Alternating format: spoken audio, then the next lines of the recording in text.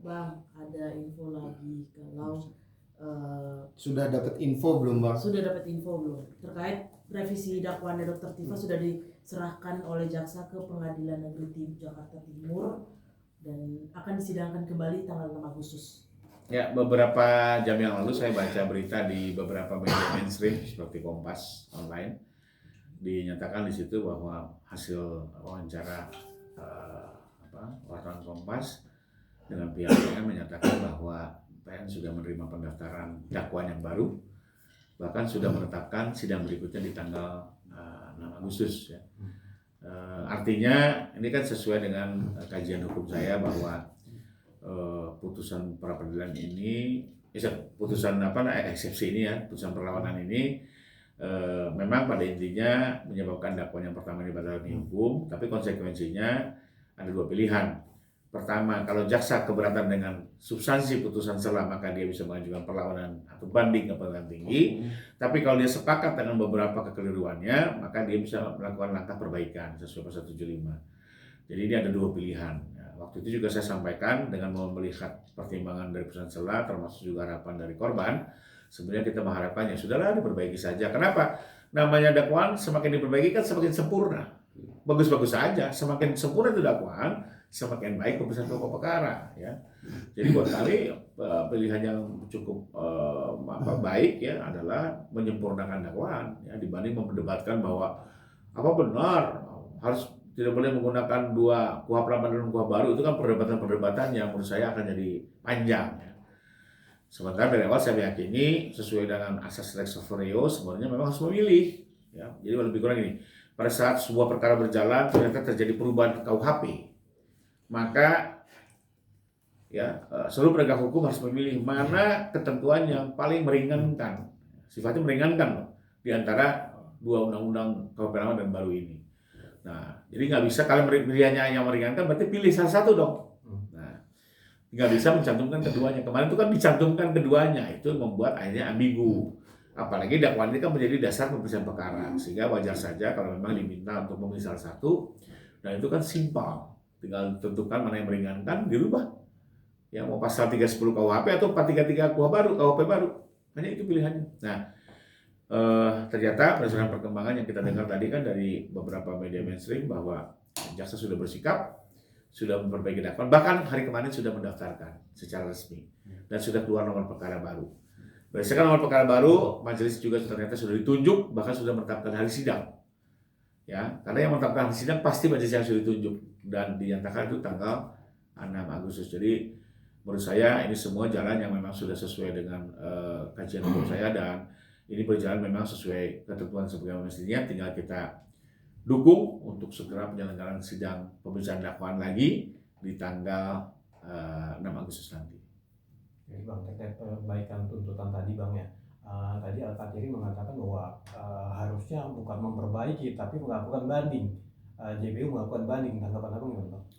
Ya kalau itu sih sebenarnya jangan sampai kayak debat kusir ya, karena nanti kalau debat kusirnya tinggal, kudanya pergi. Ini kan sesuatu yang sudah jelas. Ada normanya, buka pasal 75 ayat 4, jelas sekali ya bahwa jaksa diberikan kesempatan untuk memperbaiki satu kali. Ya, dan mendaftarkannya kembali perkara di pengadilan, itu norma gitu loh. Dan dari zaman dulu juga orang sebagai advokat harusnya tahu namanya putusan sela itu bukan putusan akhir, namanya juga putusan sela, nggak perlu membahas terlalu jauh gitu ya. Apalagi kalau kita mendengar betul rekaman hakimnya, ya. Saya pegang ini di YouTube jelas ya, dinyatakan jelas itu oleh hakim ada dua pilihan yang bisa dilakukan. Pertama melakukan banding ke pengadilan tinggi, kedua memperbaiki berdasarkan pasal 75. Dan ini dikatakan jelas oleh hakimnya. Nggak perlu lagi diperdebatkan, buka di YouTube ya, itu jelas ya.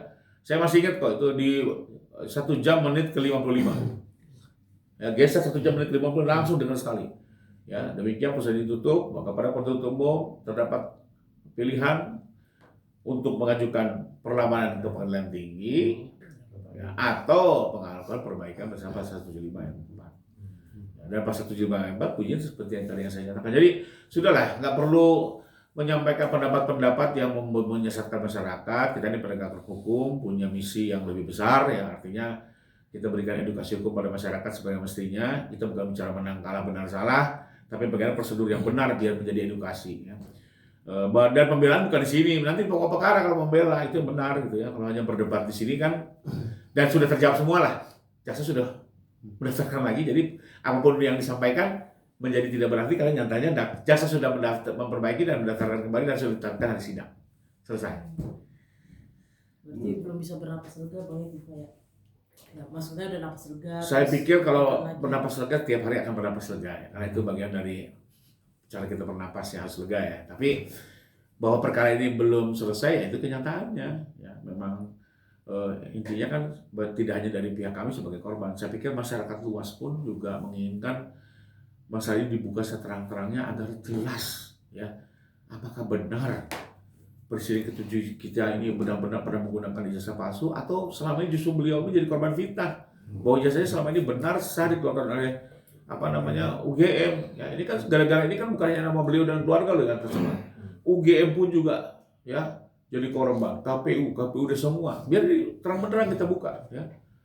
Biar ini menjadi satu ujian bangsa lah.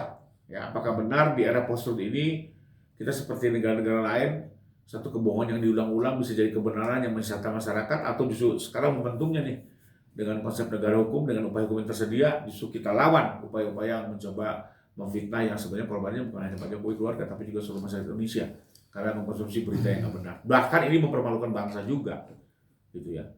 Bayangkan seorang presiden dituduh seperti itu. Kalau nyatanya ternyata tidak seperti itu, ijazahnya asli, apa pertanggungjawabannya? Gitu kan. Saya pikir kita perlu dukunglah penegakan hukum ini agar semuanya terang benderang. Dan satu yang menarik kalau di pengadilan ini bersifat terbuka, media dan masyarakat bisa mengikuti, bisa langsung melihat pembuktiannya. Kalau Pak Jokowi mengklaim asli, apa saja buktinya akan dibuka satu persatu. Saksi ahlinya didengar satu persatu di bawah sumpah. Kalau Bu Tifa menuduh Pak Roy ini palsu, apa saja buktinya dibuka satu persatu. Mana ahlinya? Jadi masyarakat juga bisa ikut prosesnya secara terbuka. Dan hakim juga nanti akan mengambil keputusan dengan juga menjaga kewibawan peradilan tentunya. Oke, Bang, ini kan akan makan proses yang panjang lagi ya. Sedangkan publik menunggu untuk Pak Jokowi hadir menjadi saksi di ulang sidang. Itu seperti apa nih, Bang?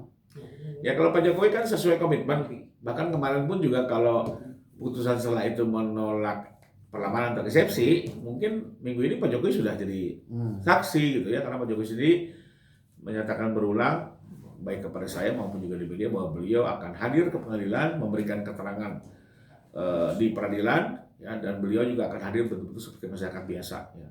Bahkan beliau ingin menggunakan momentum ini untuk mengklarifikasi semua yang dia alami, yang dia ketahui, karena disinilah kesempatan beliau untuk menjelaskan, termasuk menunjukkan seluruh ijazah yang mungkin ada beberapa masyarakat yang menginginkan juga itu ditunjukkan.